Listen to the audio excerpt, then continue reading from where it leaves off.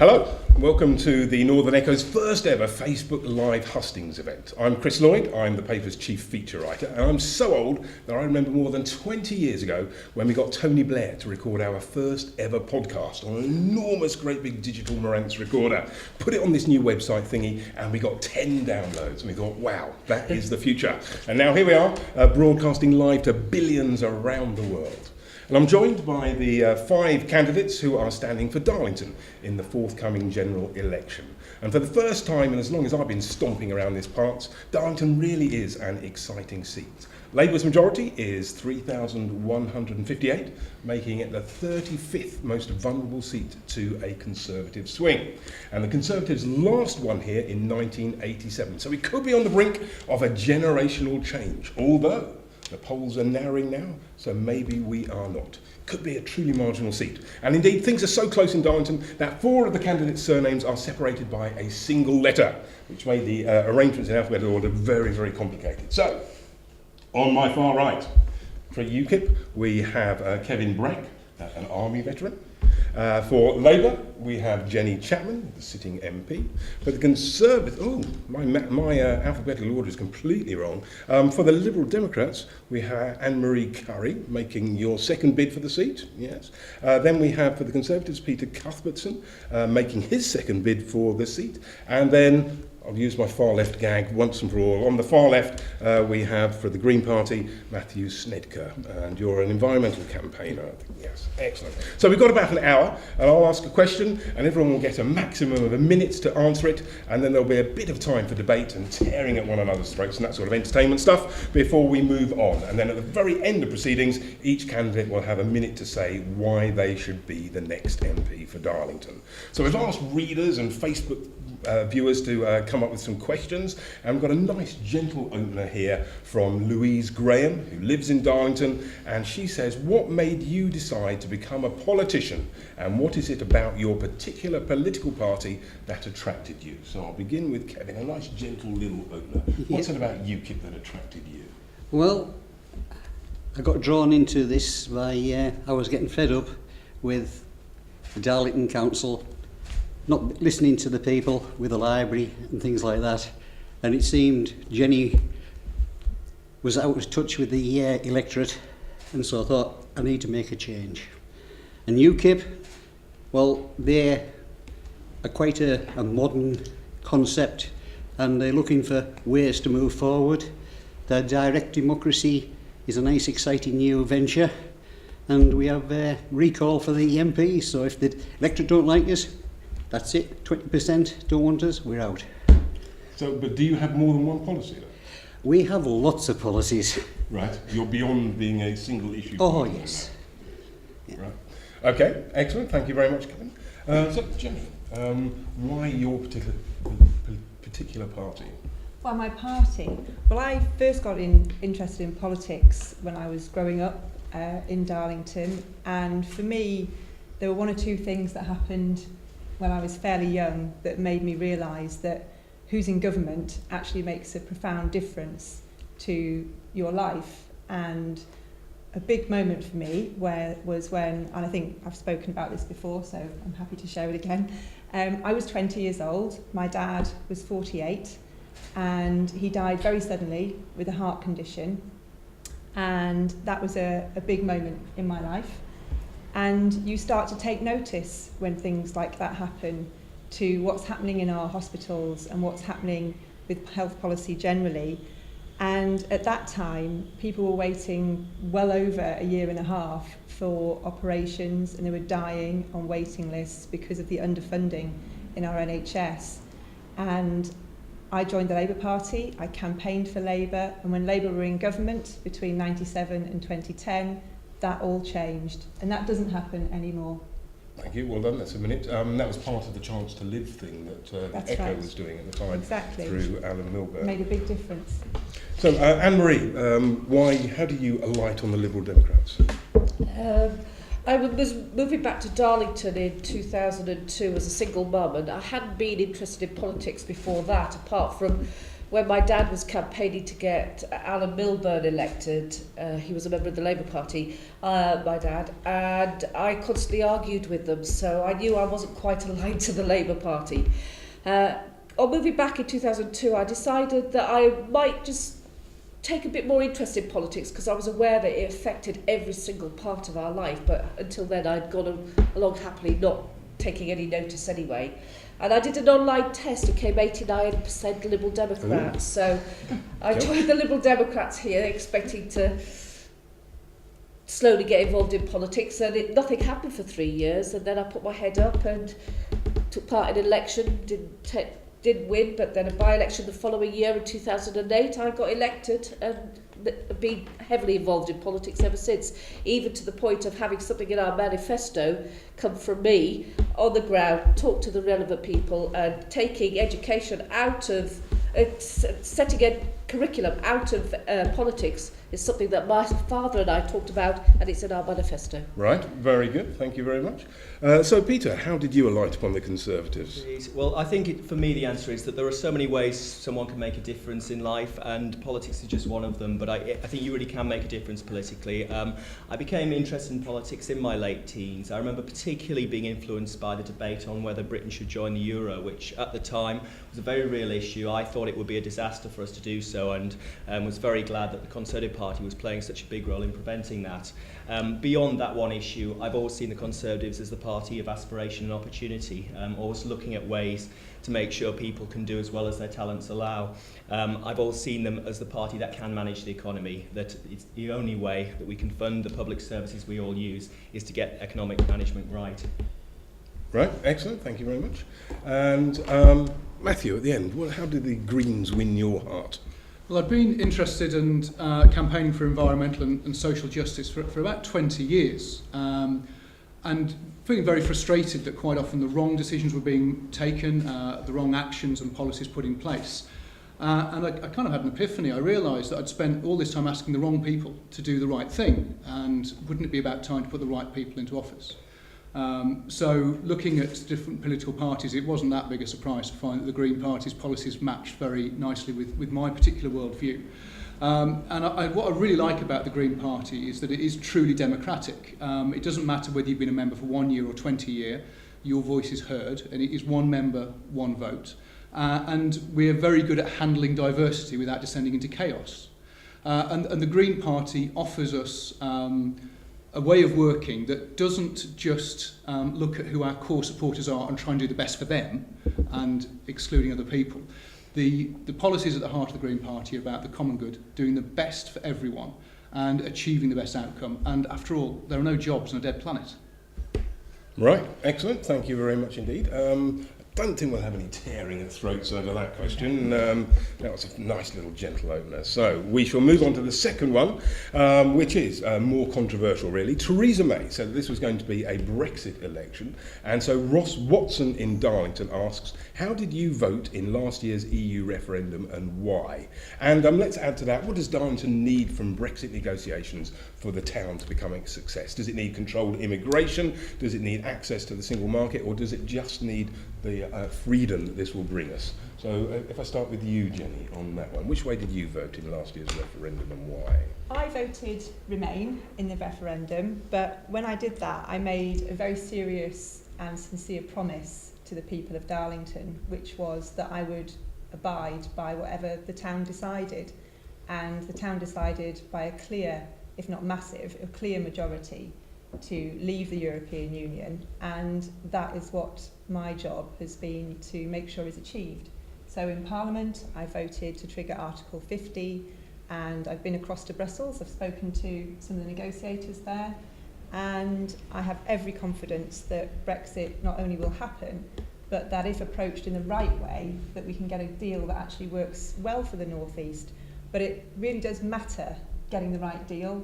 The whole, no deal is no deal is a terrible outcome for the North East because we rely so much on exports to the European Union, and we need to be very, very careful that the arrangements we reach with the European Union allow us to keep those jobs.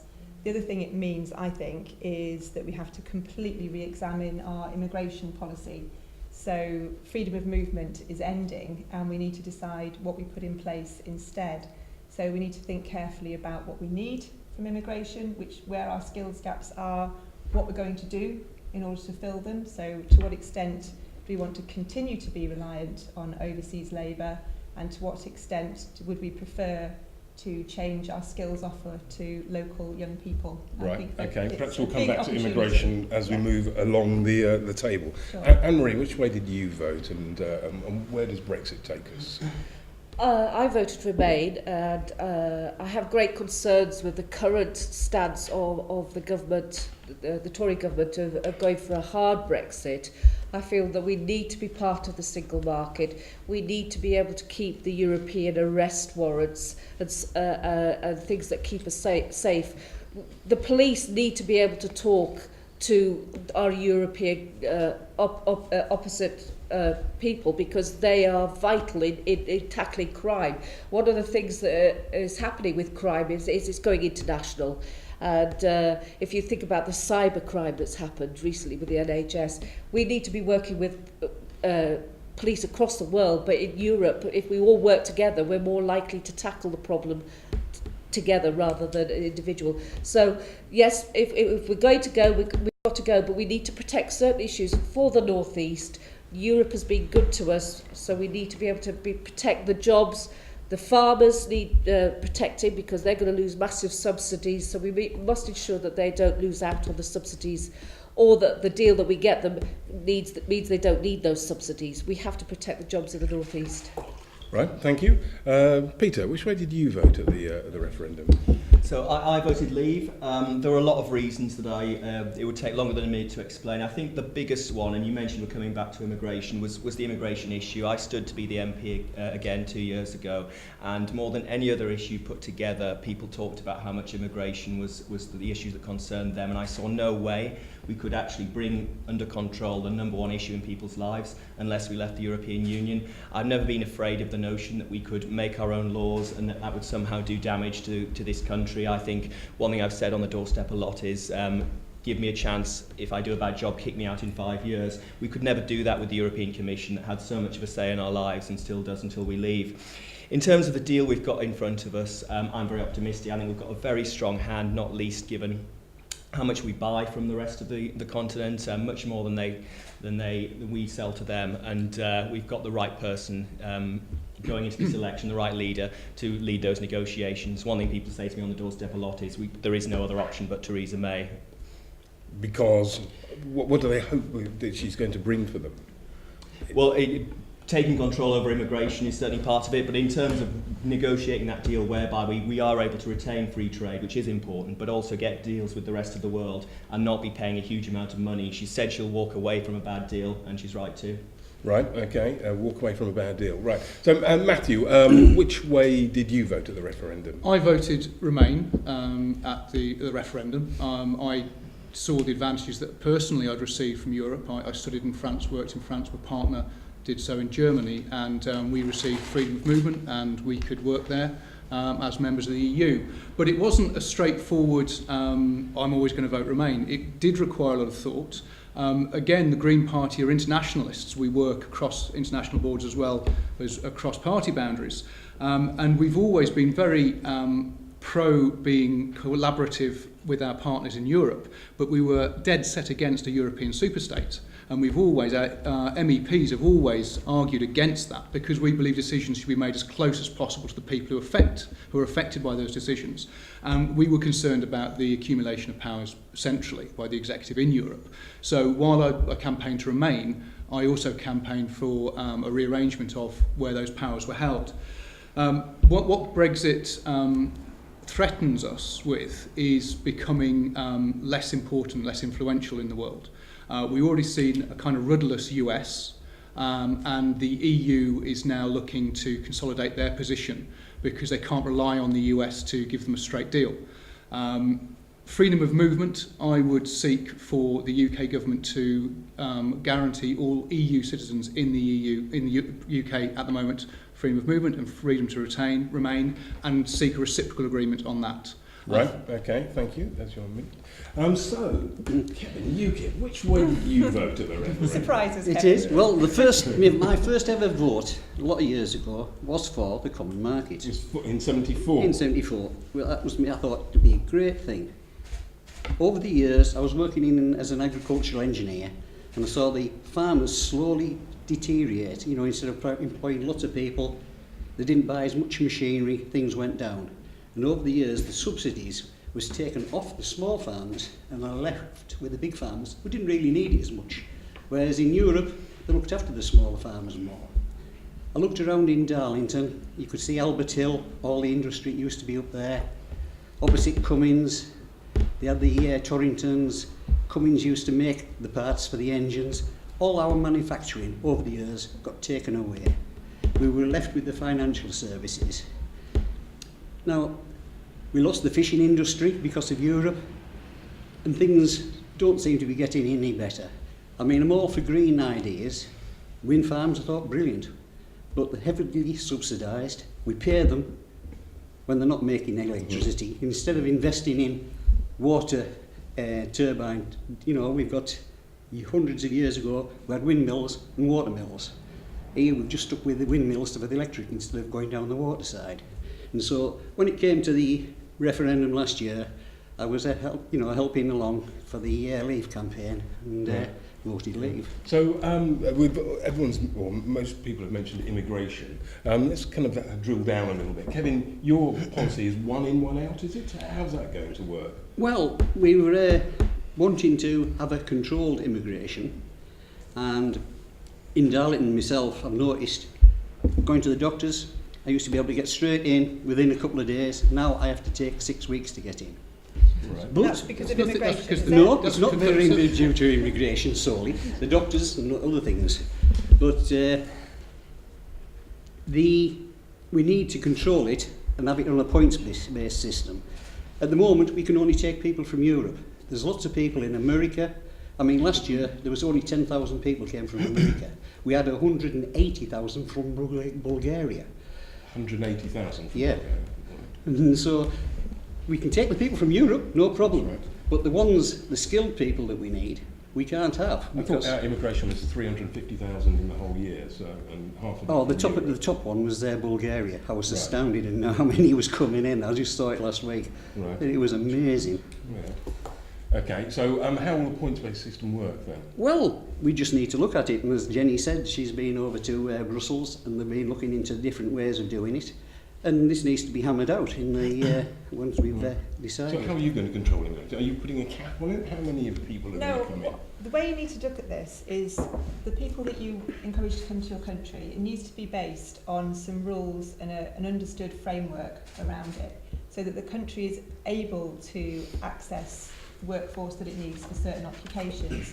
So an example that's often referred to is agricultural workers. There's definitely a need in Britain for an import of labour, if you like, for want of a better way of putting it, on a seasonal basis. So we need to have a seasonal workers scheme so that our farmers and our growers are able to have the crops picked and our food doesn't rot in the ground, and that is very, very important.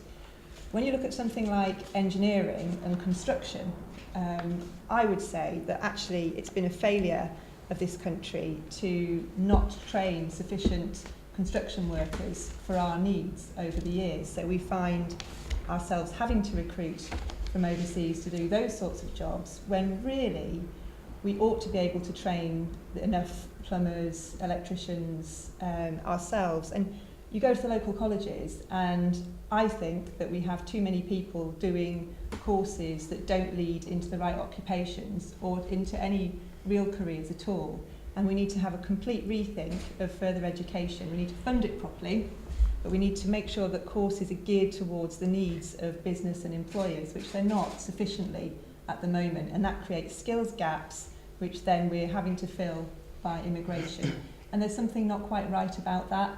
There's something that we need the government to look at quickly. So, I'll just come back to Anne-Marie in a minute. Peter, does that not make perfect sense, or are you going to put a cap on things, and how is that going to change from what you've been doing for the last 6 years, where we do have 350,000 people coming in? And that's been far too high, and the reason for that is that we can't control EU immigration. We need to bring it down to the tens of It's thousands. not from the EU, Peter. It needs to be in the tens of thousands, not the hundreds of thousands. That was the level we had until Tony Blair came in. We then saw in 13 years more people than the previous 1,000 years put together. The idea that we can repeat that is a very dangerous experiment that would probably have dramatic and very negative consequences. We need that target. We need to really work to bring it down. Personally, so what sort of target would it be then? You're talking about tens of thousands, are you? That's tens of thousands the Conservative pledge, right. absolutely. And I think there's room for more skilled immigration. I think we've had in some ways some of the wrong skill levels for a very long time. I'd welcome more people who are actually going to start businesses and bring real knowledge and experience and academic credentials. I like the idea of sort of reverse it, of bringing in the most talented around the world. So how do you sift through these applicants then? That's a very good question, and it's something that would need to be explored very carefully. But I think equally, if you can look at someone who's genuinely not bringing skills, someone who requires no training, has no training for the job that they're doing, that is the kind of level we need to be really bringing down. I think as well we need to wonder about Labour's credibility on this issue. Last year Labour was talking about a borderless world with no immigration controls at all. They're still talking about no target. That is true. John McDonnell said it in January 2016. He's your Shadow Chancellor. You're the one that missed your targets the last 7 years. So, Anne-Marie, where are you setting a cap then on immigration, or a level on immigration? Well, I'm not sure that we need to set one. One of the things I'm very much aware as a Darlington councillor is that at the peak of the Polish population coming to Darlington, we had 7,500 Polish people here. We've only got about just over 4,000 now, and they're all in full employment. I think people will come over, see if they can get employment. If they can't, they go back home because it's not worth staying here looking for employment and not getting the money. The problem we have is in the bigger cities where you get the seasoned criminals that could come over from Europe. That we need to find ways to stop those from coming over, because they are plights to major cities. Those that go begging, those that go thieving in major cities. It's not something that we have a great deal here in Darlington. We've been lucky, and the level seems to have settled at a nice, to me, an acceptable level, because people who've come over here and settled and are happy here, I don't want to see them go back. If they're part of our community, let them stay. Matthew, do you set a limit on immigration? No, I wouldn't put a number figure on it. We've seen the disaster the Tories have had with setting a target and missing it year after year after year. And they keep bleating on about the fact that they can't control European immigration, and yet over 100,000, which is their absolute ceiling, from exterior EU migration has been coming in. So if they keep talking about needing controls, they can control outside of EU migration, and they haven't. And the reason that the Conservatives haven't controlled it, and the coalition before, is that migration is a part of the world economy. People move, labour move, materials move, capital move. We have always had people coming and going across our borders, and anyone who says we have open borders, uncontrolled, try booking a flight without a passport. Try going to the border and crossing without a passport. Of course we have controlled borders in this country. So I think that's a straw man that's been put up to try and knock down and hide the fact they're failing on their targets. Peter, 150,000 were immigrants last year from outside the EU. Why haven't you controlled that down to your tens of thousands figure that you were talking about earlier on? I think Theresa May, as my understanding is, for many years been battling to do exactly that. I mean, it is not an easy thing. Who's she been battling? She's the Home Secretary. Anyone who thinks that government always achieves every target, I think is wrong. And I think we need to be doing more. But the idea that the answer to overshooting a target is to set no target at all is deeply mistaken. It's to hit your target, that's the answer. I mean, we have a need for skills in our economy. As our economy grows and as it becomes more technologically advanced, we need skilled workers. My partner works in the chemical industry. She has already seen the chilling effect of the Brexit vote and the fear of a hard Brexit ruled over by Theresa May, who is dogmatic and inflexible. And we've seen engineers from Indonesia, we've seen people from Europe not taking jobs with our major chemical industries in the northeast because they fear what will happen to them post-Brexit. And the other thing is, if we are looking to get the best people in to do the best job, and we have a skills gap and we're prepared to bring someone in to do the job, would they want to get a visa to enter Europe and have access to the whole of the European economy or one island off the coast. And I'm afraid they are choosing Europe over the UK, and that is damaging our future. Right. Okay, thank you very much. Let's move on. From a Europe-wide question, we go to a nice little local question. And we got more questions about the fate of the wonderful Darlington Library that we're actually looking out the window over there, than any other local subject. So Jennifer Bateman asks, if you are elected, what will happen to Darlington Library? So nice and simple. Anne-Marie, you're first on this one with the Lib Dem view. Well, as chair of the Friends of Darlington Libraries, I've been key in helping in the campaign, and I will continue to fight to try and keep the library in the building that was purposely built to hold the library. It needs a bit of modernisation. It needs some other activities to go into that. We have community groups that want to help on that. We should be listening to them, getting them involved. The library should stay where it is, and I will do my best to try and keep it there. Okay, so you're going to keep the library in the building over the road. You're not countenancing any move to the Dolphin Centre or anything like that. Okay, Peter, let's try you on then. What will happen to the Darlington Library building? This has been a big thing I've worked on for over a year now. The reason we're able to even talk about the library having a future in its current location is because I brought a legal challenge. I found the legal aid applicant and the barrister who threatened to take the council to court, delaying that closure for at least a year. And I would be very keen to continue that fight as the MP in particular. I think I'd have a special voice in that way, be able to bring on board more people.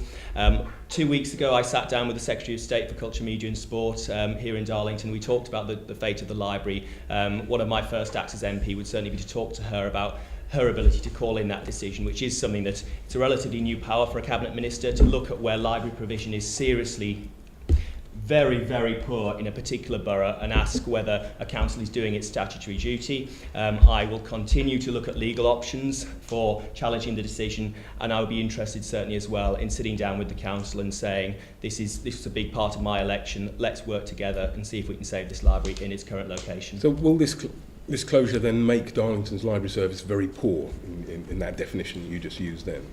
I think it's a new area for national government to be looking at, so I don't want to sort of prejudge how it will be assessed from my point of view. Yes, I think you look at the surrounding region and across the country, we compare very poorly, whether it's number of libraries per head, whether it's the amount spent on libraries per head. Darlington is very, very low indeed. We're the third worst in the country at the moment. If we move it to the Dolphin Centre, we become the worst. Third worst in terms of? Provision per head. Provision, right, okay, thank you. Matthew, what's the green plans for the library? Well, I remember being there on the big demo day. I think we had, was it nearly 1,000 we had? The police were worried about, you probably saw us, did you come out and see us, Chris? I don't know, we were outside the building. All the way down there, and some idiot gave me a megaphone, so I did entertain the crowd for about half an hour. Let that be a lesson. And that was amazing that day. The outpouring of emotion and love for that building it made my spine tingle. That was amazing. But I'm also painfully aware, if I'm fortunate enough to be your MP, I don't run the town. That isn't my job to run the library service. So it would be, again, the Green Party way of working across boundaries, working with anyone who has an input or a way of helping. So we need to revisit the plans that Darlington for Culture and the Friends of Darlington Library have produced for this building, because I know they were dismissed by certain people in the town, but I think there was a lot of positive in that, and a revisit of that is long overdue. Darlington Borough Council have committed to a huge amount of borrowing to move the library and refigure the Dolphin Centre. I'd rather see some repurposing go in the building, because that is a heritage building for the town. It means a lot, the P's name, and it was gifted to us. And there's also a subplot. Remember, the Dolphin is losing money. It's losing money year after year, hand over fist. And I think this was looked as a way of plugging the gap. I think more imaginative and more fitting things than trying to shoehorn a library into a leisure centre could be used, and that would help the Dolphin Centre survive and inject capital into the council. Right, thank you very much. Matthew, so, Kevin, where do you stand on Darlington Library? Right, well, last year I was part of the Cuthbertson Community Business Group, who were just formed, and the biggest problem we had over in Cuthbertson was the imminent threat of the library closing. So our first few meetings were solely to sort out Cuthbertson Library. It went into another committee and a few other ways forward. But the thing we found was the council didn't want to close the library. They just wanted it off their hands. And they've said, you know, it's basically safe, we just have to wait till this one gets sorted out. But from what I can see, that the library in Crown Street is perfectly viable, that they're just wanting to save the Dolphin Centre by shoehorning it into there. Now, when Peter says, if I get elected MP, you know, I will make sure it's, as a Darlington lad, surely he should be wanting to save the library even if he isn't an MP. Well, of course, I've done it for over a year. Yeah, but you said if. Right. Okay. You've been getting in. You got in the solicitor, didn't you? And I did. I found the barrister. I found the legal aid applicant. I was getting signatures in the town centre for the Northern Echo petition. I wrote a report laying out how poor library provision is here, while our council tax has gone up more than anywhere in the country except Leicester. I've spoken to the Secretary of State. Right. Okay. This is not a new idea for me. I've been on it over a year. Yeah. So, Jenny, what happens to Darlington Oh, Library if you are this MP? is such an awful issue. I've had, you know, I've been all over the place on this, and I think, you know, I love that library, and I went in there, I've been going in there since I was a child, and I've taken my own children in there and done rhyme time and all the rest of it, and it's been a really big part of my life. And I don't want it to close, and I don't want it to move, but when I spoke to the council about it and I spoke to the campaigners about it, it seemed to me that there just wasn't a way of plugging that funding gap. And I accept what's been said about they're looking at the Dolphin Centre and the library, and they're trying to keep both things going and keep the library service, but also keep the Dolphin Centre open, because that's important too, in a different way, but that is so important to Darlington to have the Dolphin Centre as well.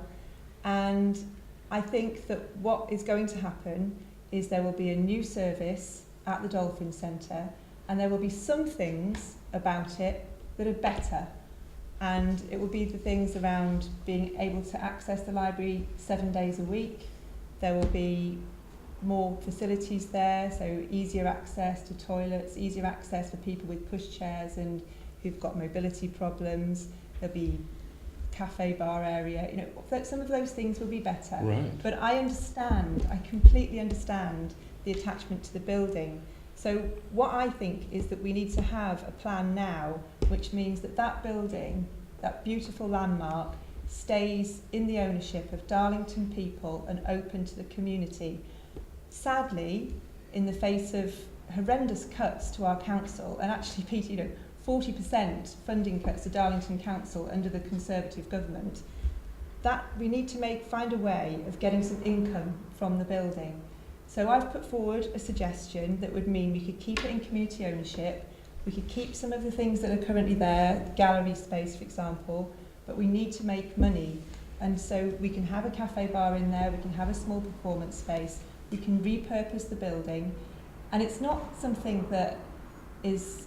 So you sound reconciled to the loss of the library. In some ways I am reconciled to it, I'm afraid, and what I've never done as an MP is take on campaigns where I know that the outcome is knowable. You should always campaign when you don't know the outcome. But these are all ideas that you put forward for the Arts Centre in there. Yes. Which the Friends of the Darlington Library put forward basically to save the library. So if you put the Arts Centre into the Dolphin Centre and kept that there and used the same ideas, a cafe in there, it's just the council wouldn't look at those ideas that they these are Darlington for culture ideas. Yeah, I mean, I think that there is, I mean, I'm always happy to work with community groups who've got organisations, ideas like that, and to see if we can make it work. I mean, the trouble with the plan that was put forward, as I understand it, and I'm not an auditor or an accountant, but as I understand it, they were looked at and they just couldn't quite make it add up. If that needs a revisit, let's do it. You know, one way or another, we need to keep the Crown Street building in public ownership. We need to keep the Dolphin Centre viable too. We've got to solve this as a town. And if we've got ideas that haven't been explored properly, let's look at them again. So Jenny seems, Anne-Marie, you're chair of the Friends, aren't you? Yep. Yep. So Anne-Marie, so Jenny seems quite reconciled to closure of the library over there, and there was a moving of the library. Okay, yeah. And there was a letter in today's paper actually that said some of the things that Jenny was saying there from a John Sloss, saying that this is an obsolete site over the road there. The new place will have better access, toilet and refreshment facilities, more modern functionality, and to provide these facilities on the current 19th century site would require a major capital investment, and that is money that Darlington Council doesn't have. So surely we should be looking to the future, putting it into a new site where it has all of this wonderful modern functionality and moving on. Why don't you agree with that? By moving it into the Dolphin Centre, we're opening it up to maybe more younger people going there, but we're excluding people who have difficulty crossing Tumwell Row with the bus issues. They don't feel safe crossing Tumwell Row once they get off the bus to cross Tumwell Row. People with autism, people with other disabilities.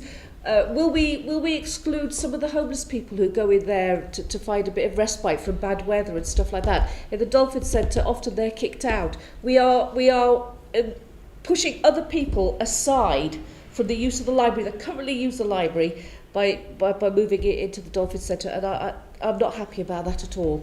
And as far as... So it's more than just a library to you then, is it? It's more than just collecting books and yes, things. Part of the community hub proposal that was put forward, we were told that they were told that basically if they could put an outline idea forward, then if they felt that if the council felt that there was some room to be used on it, they would come back and the more discussions would have. Instead, they took it to Price Cooper Waterhouse, who said it was too ambitious.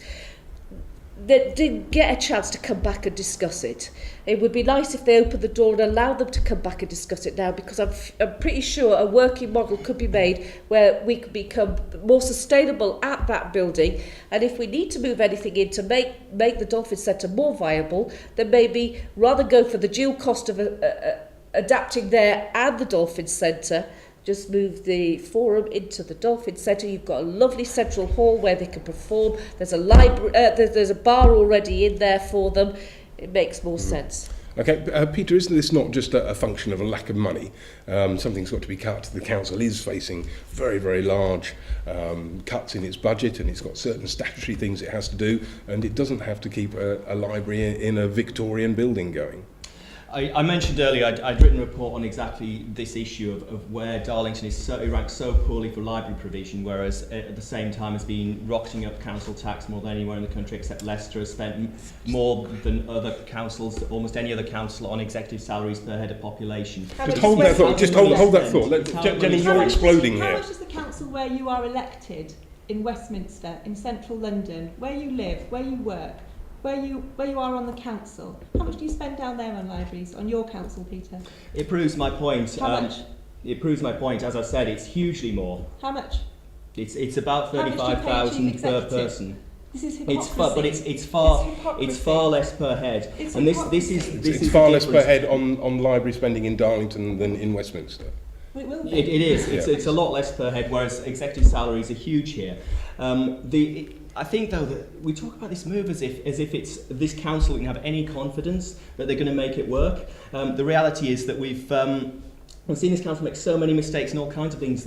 As Matthew said, there's a lot of borrowing, a big upfront cost to this move. I think this could be a real white elephant and a mistake waiting to happen. I don't really agree with the question's implication that there's something wrong with the 19th century building. That library worked. When I was studying for my GCSEs, I spent endless hours in there in the reference library. It was the place to go. It was quiet. It was perfect for that particular function. I did rather well in the GCSEs. I don't want to see that go for other people. Anne-Marie, you're Just want to come back on that. If we do manage, if the council do manage to move it into the Dolphin Centre, but the Tory government continues with these austerity cuts, what happens if we don't have the money to keep the Dolphin Centre open? We lose both services. Not worth it.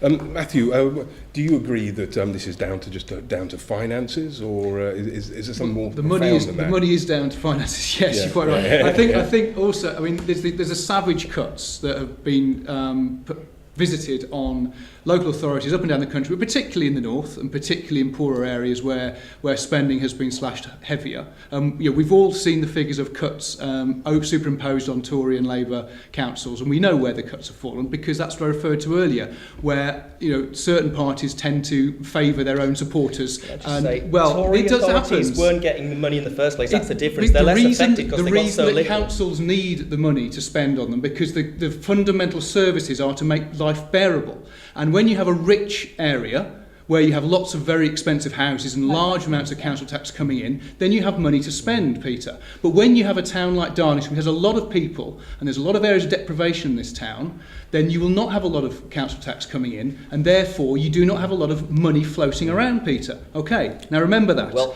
so you what can't happened cut in what isn't Darlington? there. What happened in Darlington was, I question the amount of investment in the building over the long term, like the Arts Centre when the roof suddenly discovered the roof was leaking, same with this building and the same with the covered market. There is a history there of not spending the money in the right place and the right time, but you can't That's get away... a council issue. Yes, exactly. But there's also the issue of a 40% cut means that this council is left desperately trying to do just statutory services. Okay, right, think you finished on that? You don't want to come in and you're being accused of not understanding what's going on there? You're repeating the point, but yeah, certainly there was a huge budget deficit, 150 billion in 2010. That meant cuts in certain areas. You're right that Tory authorities received very little money in the first place, and therefore they've been less affected by cuts. You can't cut what's not there. That's the difference. Okay. It's not political. Thank you. Right, let's move on to another question. We've got several questions about security in the wake of the atrocity in Manchester, and the most common question was, do we need to be changing our foreign policy, or are there measures we can be taking within our own communities to combat terrorism? So I think it's Peter that I'm going to first on this one. I think getting foreign policy right is essential, and we need to be so careful about intervening in the Middle East. We've made some big mistakes in the last 15, 20 years in that part of the world, and that we need to avoid repeating them. But I think it is incredibly dangerous, as Jeremy Corbyn and Labour are now saying, to attribute to our foreign policy the evil acts of some despicable people in this country. That is a really important distinction, and we should not be doing the latter. In terms of what we can do, I think the biggest thing is to make sure that people cannot come into this country if they fought for ISIS, if they've been involved with that group. I don't care where they were born. If they go over to Syria, to that part of the world to fight for a foreign power, they are not welcome here. I don't care what happens to them while they're there. They should never be able to claim asylum. They should never be able to return to this country. We tried to put forward 2 years ago a law to stop that, and the Labour Party, now the woman who wants to be our Foreign Secretary, Emily Thornberry, said they wouldn't support it. We couldn't get it through. That is absolutely essential to keep out foreign... You're in government. We didn't have a majority without the Lib Dems, and your party and the Lib Dems at the time, we didn't have a majority, prevented us keeping out terrorists. You scrapped control orders, you sacked hundreds of border guards, you sacked 20,000 police officers. It's all very well sitting here and claiming that you want to prevent crime, but actually what you've done in the last 7 years is allow the situation to get much, much worse. And a lot of this is about domestic policy as well as foreign policy. And I just think that allowing the police service to be underfunded in the way that you have means that a lot of that intelligence that we get from communities, and don't forget, all of the people who committed these acts in Britain have been British citizens, then we need you need to understand what's happening. That's second generation immigrants. It's an immigration issue too. You need to understand what's happening in the communities. There was reports, especially in Manchester. You know, my friend's 2 daughters were at Manchester that night. They're 11 and 17 years old. And we find now that there were reports of concerns about the individual who committed that atrocity that were not taken up by the police. Why is that, Peter? I am not going to blame the police or suggest that it's all about police funding here, but it's about keeping out the people who are at greatest threat. It's never about one thing. It's never about one thing, Peter, because I think, again, that's the problem with silo politics, where you try and score points off each other and say, I've got the one solution. It's arrogant to say that any one party has all the solutions for this one. Now, clearly what happened in Manchester was atrocious, it was horrible, it was evil. The actions of that person and the people who supported him in what he did you can never excuse, and I would never excuse them. But to try and say that asking a question about foreign policy is not allowed because it somehow creates an excuse, I think that again is where we miss a trick, and that is where we're into silo politics. There is no doubt that our intervention in the Middle East, and this goes back generations, has left us vulnerable because it has fostered this antagonism between the West and the East. You've got to remember, people sat around a table and drew lines on maps and made countries and decided that was there. We're addicted to oil as a country and as a civilization, and addicts don't deal very well with their dealers. Now, our addiction to oil has led to our, time and time again, failing to deal with the Middle East effectively and properly. What we need is a truly ethical foreign policy, one where we understand the history and our contribution to migration flows. We need to stop funding and arming aggressive countries. We have a war in Yemen where people are being bombed out of their houses, and let's think where the next wave of terrorists may come from. And I think we can see where that may come from. Obviously, I speak to community police officers who cannot file their reports. They cannot get hold of the information because they're dealing with 999 calls because of the huge cuts to their service. And they all go together. Prevent, I think we've missed a trick there. Prevent is now labelled as an anti-Islamic structure, and that needs revisiting. It needs to be from the bottom up rather than the top down. Right. I just think this is so dangerous. You're saying that we should stop programs like Prevent to control We issues. should restructure Prevent. We should have some kind of open borders world where we're letting anyone in. No, But never said open somehow- borders. somehow- I actually made the point, try and cross a border without a passport. It's not an open border, Peter. You already have the powers to prevent people coming back to this country, and you have used it once in 7 years. Not if they were born here. That's what we need to change. You have we need the to keep power our to people block who were born here. and If used it they once. support terrorism, they're not welcome here. Right, and that's what you were saying in your answer, was that even people who are born here, you're quite happy to shut them out and leave how to do that? overseas. Not only are we happy to, we put it forward when we had a coalition with the Lib Dems and Labour stopped us doing it. And now I Emily think Thornberry wants to be Theresa Foreign May- Secretary. Theresa May withdrew it because she realised that she couldn't do it. How many TPIMs are there in force at the moment? TPIM? Terrorism prevention orders that were brought in to replace control orders. How many? I don't know the answer to that. I bet you could count them on one hand. So It's Under-resourced, because they don't have resources to run them. Under-resourced, but also the wrong type of order. In 2010, you had something called control orders, which were far more effective because you could put lots of restrictions on somebody, you could make sure you could control where they travelled, who they met with, their access to the internet. And the Conservatives, for some reason, in the first Parliament, probably because they didn't want to fund their implementation and management, withdrew those orders, and they were critical to managing just the type of people that you're concerned about. Now, I mean, I actually agree with what Matthew said. This is, far, far more complicated than just one area of policy. But you do need a bit of honesty in all of this, and it's not right to come forward and express your outrage and concern and then try and blame it on somebody who hasn't been anywhere near the cabinet ever, when actually the Prime Minister herself has been the Home Secretary for 7 years. Okay, thank you, Jenny. Kevin, so is it about British foreign policy, or is there something more inherent in our communities? I've seen it from over there, and we've got involved when we shouldn't have got involved, and still we're supplying arms to Saudi. So the foreign policy definitely needs looking at. But I was at the police headquarters up in Durham last week. I was invited up there for basically a State of the Nation type of thing, and they were showing us the fundings and how they were splitting it up and everything. And Theresa May cutting 20,000 police officers has had a blooming big impact, with the resources. They are trying to invest in the cybercrimes. They're putting a lot more money into the cybercrimes than anything else, that type of thing, that technology. That's the way they're going forward, because that's where they're failing at the moment.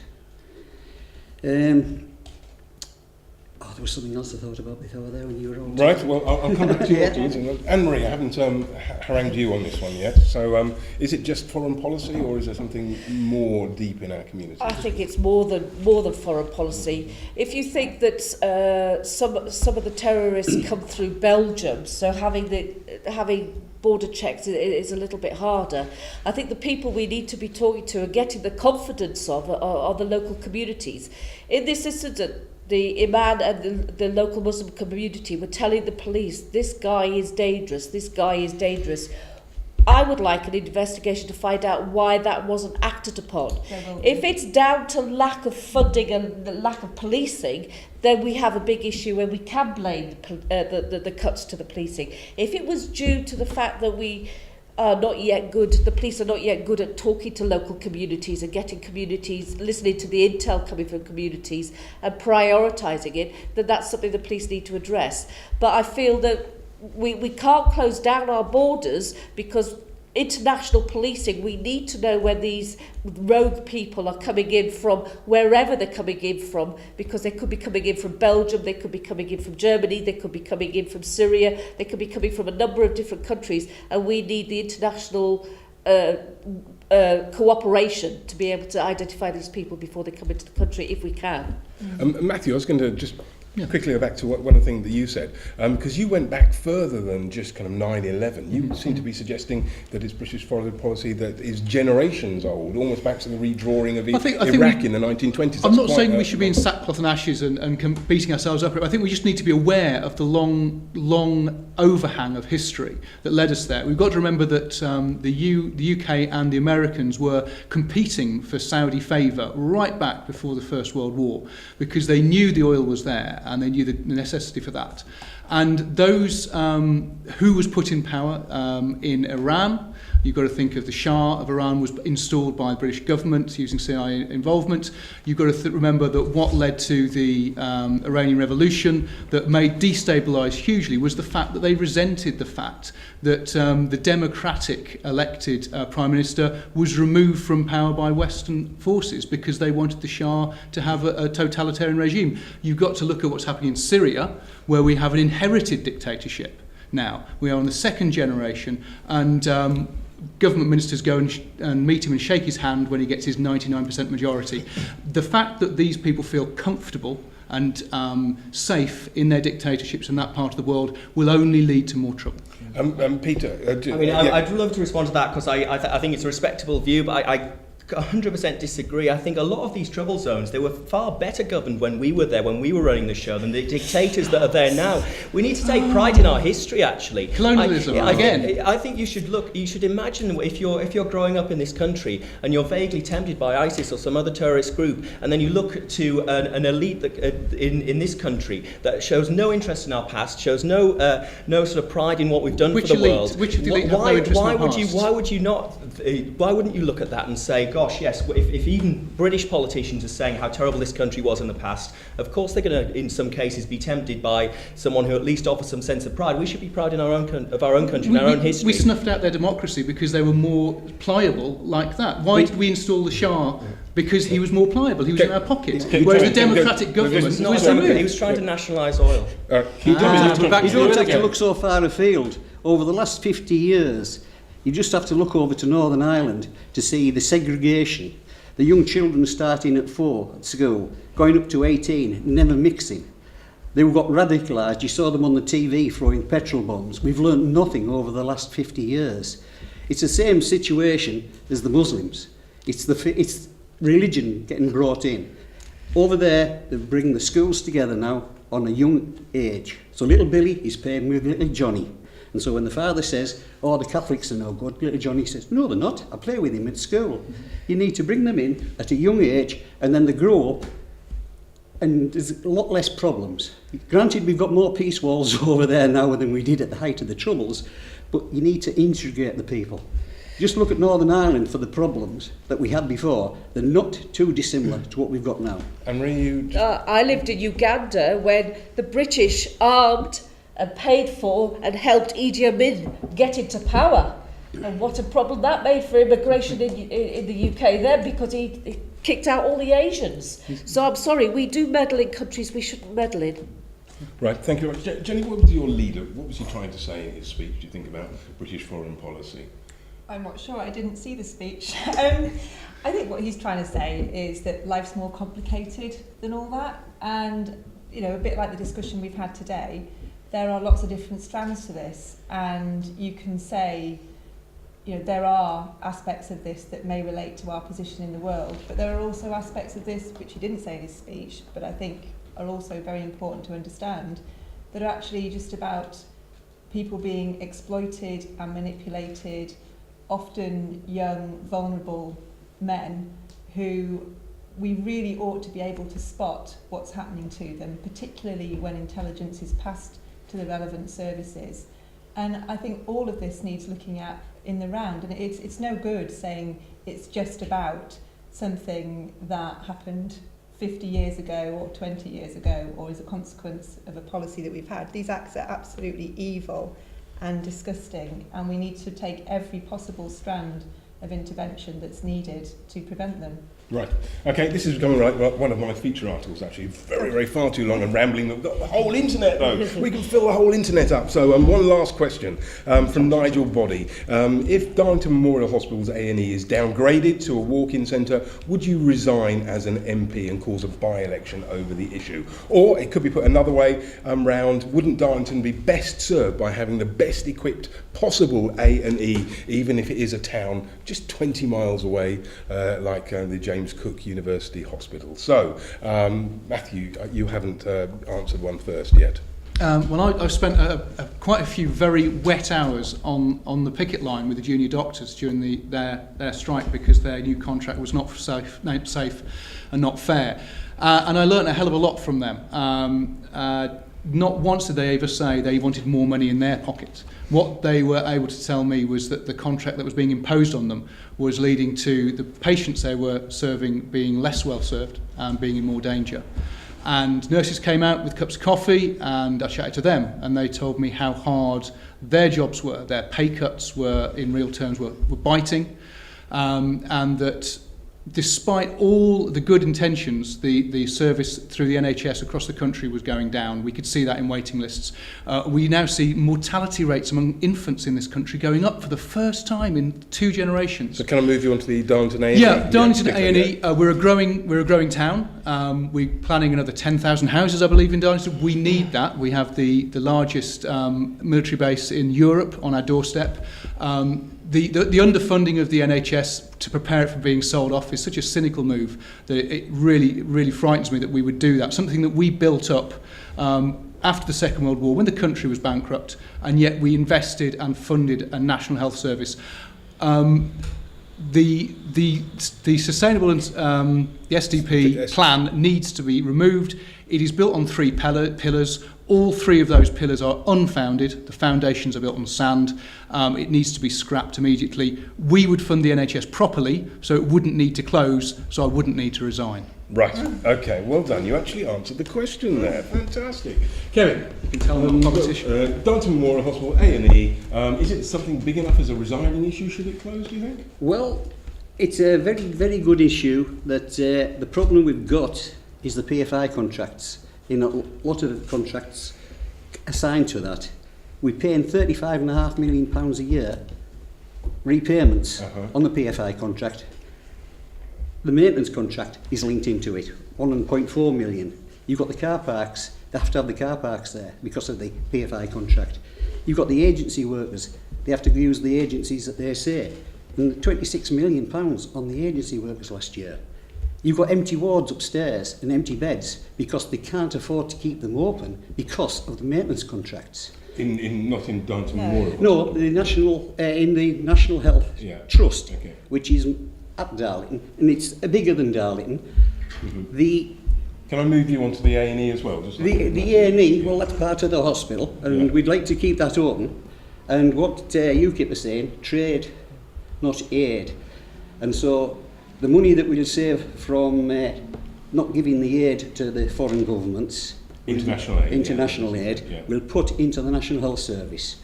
But there's only one way that you can basically save the A&E in Darlington, is get rid of the PFI contracts.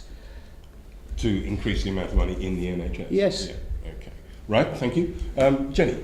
Well, you can renegotiate PFI contracts. But did the that. Darlington Well, the we've done it. NHS Trust have actually stated that they don't No. want to. Kevin, we've done it before in Darlington. We did it at West Park. That was renegotiated. Yes, and the NHS but they've brought it stated back. that they don't want to. No, I know, but it can be done, is the point I'm making. Okay. I mean, on the A&E, Nigel's question, because he's asked me this before, Yes. and it's about if your party's in government, would you resign if your party decided to close Darlington A&E? And yeah, I would, because very much part of my campaign that I've been running for well over a year, SOS Darlington, is about keeping the A&E here. And the reason we've got to keep it is because we are a town of 100,000 people. That hospital serves communities right over to the border with Cumbria, includes serving the army families at Catterick, and those people deserve the very best services, and they use Darlington as their local hospital, so we've got to keep it. Now the Tories have these plans, and they're happening across the country, it's not just here. Is it fair Where- to say they're Tory plans, or They're are they SPR. clinically led plans? No, they're not CCGs. clinically led, actually. That is completely Yeah. false, because the number of clinicians that I have coming to see me on a weekly basis telling me how horrendous these plans are is really quite startling. And they are plans that are solely designed around saving money, and they're dressed up as clinical plans, and that's one of my objections to them. If they were clinical plans, if they were going to give Darlington patients better outcomes by moving us to specialist centres for heart disease, for major road traffic accidents, for stroke, then there would be an argument. But we've already done that here. Already in those Wasn't it situ- Alan Milburn, already in your those- predecessor, Oh, that can I brought just in finish the what I'm saying? PFI contracts? Can we just move on to PFI Privatisation. in a minute? But if we have a major road traffic accident in Darlington, you most likely would be taken to Middlesbrough already. We've already made the gains in outcome from the decisions that have already been taken. What we have in Darlington now is the appropriate service for the town that we are, and it must be saved. The Tories have this attitude towards the NHS that it can never be really that good, so what's the point of trying? And actually I believe that's completely wrong. And what the Labour Party did in government was spend in the NHS so that we didn't have people dying on waiting lists, so that people could get their cancer treatment within target times, so that more people were met and treated at A&E within the 4-hour wait. Those things are slipping now. You can see the pressures in the service.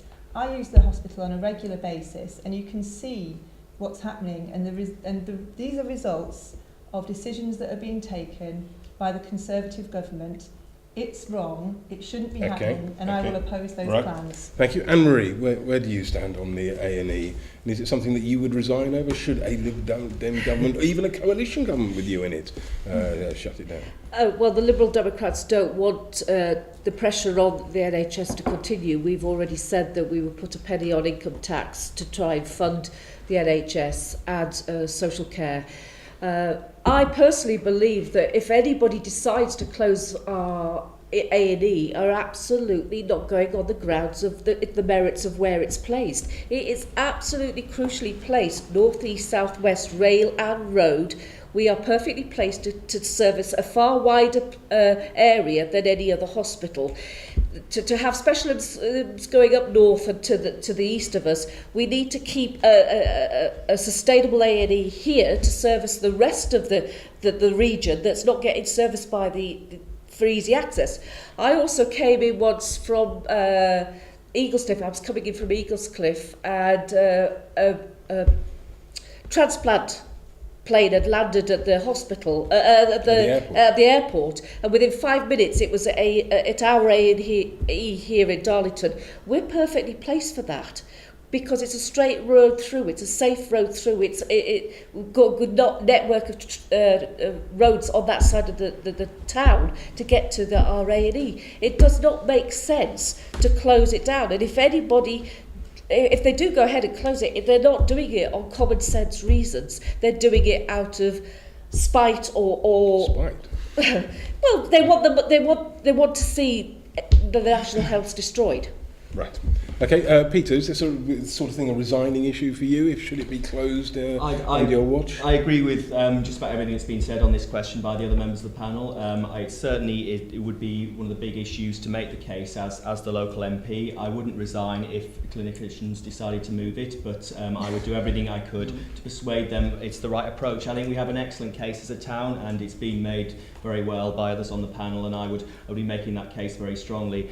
Jenny's accusation was that this was a Tory plan to save lots of money, the STPs. And until about a month ago, Labour, for all that Corbyn and Theresa May don't get on and don't agree and so on, Labour was in support of the STP, and there was That's a good not reason true. for that. That isn't true. Labour announced it just a month ago that they were going to repeal the STP. Until then, Jonathan Ashworth was saying that it was a good idea, and that he's supported in that, his U-turn now, but by the chief nurse in the NHS, the chief doctor. The proposal is that clinicians make these decisions, not politicians, and that has to be right for really important clinical decisions. They've had the threat of losing so much money, they had to do something to try and square the circle, and even then it won't work. In my day job, I've spent... Can I just put some reality into what you're saying? The STPs began some time ago in Darlington and Teesside. They had a different name initially, Sequis, and in the Better Health Plan we've had all sorts of consultations going on. Around £5 million has been spent on this so far. Not a single decision has been taken, so all of that money has been taken from frontline patient care and spent on a consultation that's barely touched a resident in this town. This process began as let's have a look at the services and how we might better configure them for the benefit of patients. It has morphed into this hideous, bureaucratic, expensive, nonsensical thing that does not have clinical buy-in at all, and it would be a disaster for this town. And you should resign. If your government closes the A&E at Darlington Memorial Hospital, you should resign. So how do clinicians, how do you decide whether this is a clinician-led thing? In my day job, I've spent years trying to influence CCGs. I think the biggest thing they'll be looking for is the surrounding area, who is within an hour of the A&E, and that's where we have such a strong case. It's 105,000 people in Darlington. It's Catterick Garrison, it's the North Yorkshire Dales, it's Sedgefield, Spennymoor, surrounding villages and so on. We've got a really good case to make to those clinicians. I would be in a strong position, given my background as if I am the MP, to make that case. The Northern Echo said I was an avid supporter of the NHS. They I would do make not that say case. that. Peter, that is not true. It is. Can you, okay, Chris, I'm challenging you. Google the article. When has the Northern Echo described Peter as a campaigner for the NHS? Maybe they reported Peter saying himself. No, it was yes, I did put it through our fantastic library system. I couldn't find the article. Maybe because there was the starting point of this is that we're going to have our funding cut, so we have to find a new way of operating. It's the cart before the horse, rather than, as Jenny said, the initial point being we will always need to look for a better way of operating, and that's right. Any large organisation, any small organisation, to be honest, should always never rest in its morals. The most dangerous word in any organisation is we always do it this way, to be fair. And so yes, we should always scope out a new way of running our National Health Service, but to waste millions of pounds on consultation this, consultation that, round table the other, when it's built on sand, is disgusting to see that waste done. I mean, I've just done some calculations here. We know that the internal market, the Health and Social Care Act 2012 is set this in stone, but I mean, Labour started this before, and Jenny and I know my feeling on that. And I'm talking, Jenny, hold on, Jenny, you've had lots of comebacks. Let me carry on this one. You a while back were supporting privatisation within the NHS, but I'm glad... That's not true. Hustings 2015, you said bringing the private sector in will increase capacity. No, but what I'd like now is the fact that you do support the reinstatement bill. We do. What did Jenny say that in 2015 at the Hustings, she said bringing the private sector into the NHS does increase capacity. What I said was, like in Darlington, if you are having an operation on your knee, for example, sometimes you'll be treated at the Woodlands Hospital up by Morrison's, and it'll be all paid for by the NHS. Because sometimes people just need to be treated quickly, and so that I think is acceptable. And I think it's acceptable that we use the private sector for opticians, pharmacists, and things like that. And I think that's fine. But there's a world of difference. It's gone far too far between that and what the Tories have done, which is spend £3 billion on a reorganisation that wasn't needed and have forced the NHS to open itself up to competition from the private sector. 2012, That is wrong. Yeah. And I've never supported that. Peter, you're And writing I'm glad furiously. that you. I mean, we both support the reinstatement bill, which would take that out. I mean, the running cost alone of the internal market, this split between the provider and the commissioner, the best results we can get out of government is about 15 to 16 billion pounds a year. I know that the Lib Dems did some work on this when they were in the coalition, where they had access to figures we don't, and they estimate up to 30 billion pounds a year just running the internal market, the management, the accountants, the bosses. And that would more than cover the Green Party commitment to reinvest in the NHS. We're doing it the wrong way, and the money is flowing out to private companies. Instead, it should be flowing in and protecting the people in Darlington and other parts. Okay, thank you very much. We really are breaking the internet by going on for so long. So I'm sure our viewer is really at bated breath now for the last little bit, which is your 1 minute position on why you should be the next MP for Darlington. So in no more than 60 seconds, Kevin, why should you be the next MP for Darlington? Go. Well, I'm going to bring in direct democracy so the people will get a better say and I will be the true representative. But on top of that, you've got to guarantee with me that if you don't like the job that I'm doing, UKIP have a recall policy where you can 20% of the electorate don't like what I've done, I'll resign and you can have another by-election. Great, thank you very much. 24 seconds, fantastic. That was good. Jenny, off you go for Labour. Okay, I think that I would like to be re-elected as the MP for Darlington because I've proved in the time that I've done the job that I will work incredibly hard for you. I am not perfect and I do get things wrong from time to time, and when I do, I hold my hands up to it. But I have done some, I think, important things in the time that I've been the MP, from campaigning to get rid of Albert Hill skip hire as a first campaign. I kept the breast clinic in Darlington, it was taken away, and I campaigned with local women to have it returned. I campaigned to keep the 400 jobs at the Department for Education in Darlington that the Tories were going to take away, and I'm going to campaign, and I will win the campaign, to keep our A&E and our maternity services at Darlington Memorial Hospital. I genuinely live in Darlington. My children are at school here. I will never live anywhere else. This is my home. I'm really proud of it, and I will work as hard as I possibly can for you to make Darlington the place that I believe it can be in the future. Wow. 1 minute, 0.91 seconds. Oh, she's good. Fantastic. Anne-Marie, why should you be Darlington's next MP as a Liberal Democrat? As a person who goes out and consults and talks to people regularly, I listen to people and I hear people. I don't get involved in campaigns unless I have spoken to at least 100, 150 people to find out whether it's a viable campaign to work with. I will always represent the people of Darlington, and I will be the best person to do that because I really do care about Darlington. Brilliant, thank you very much. Peter, as a Conservative, why should you be the next MP for Darlington? This is the most important election for decades. If we get Brexit right, if we get our trade deal right, and Theresa May is the person to do that, we will have a great future as a country. If it goes wrong, and Jeremy Corbyn would guarantee it goes wrong, we face a very devastating economy for the next decade and decades ahead. I'm really proud of my leader and what she's done for the country in the last year, what the Conservatives have achieved for Darlington, for the North East, for the country. Locally, I think Labour have been in power too long. I think Labour's complacent locally and we need some change locally. I've already achieved for this town with the library. Give me a chance to see what else I can achieve in the next 5 years. Thank you very much, Peter. And Matthew from the Green Party, why should you be Darlington's next MP? We live in a very wealthy country. We have resources and we have skills and we have the innovation. But for too long, political decisions have been dominated by a small social group, a clique if you like, a powerful set of vested interests, and they benefit the minority and the majority fail to realise their potential.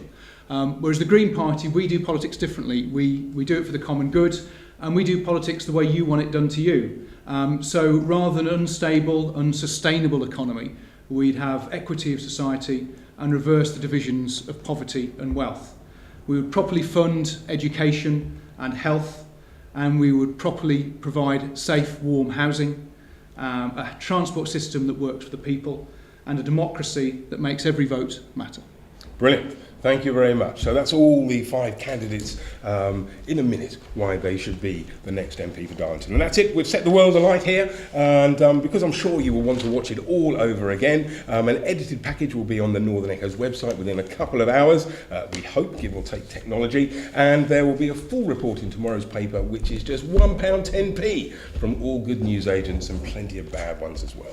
Thank you very much to the candidates. Thank you for joining us, Matthew, Peter, Anne-Marie, Jenny and Kevin. And thank you, brave people, for watching us. That's brilliant. The sun is shining. Let's go and have some fun.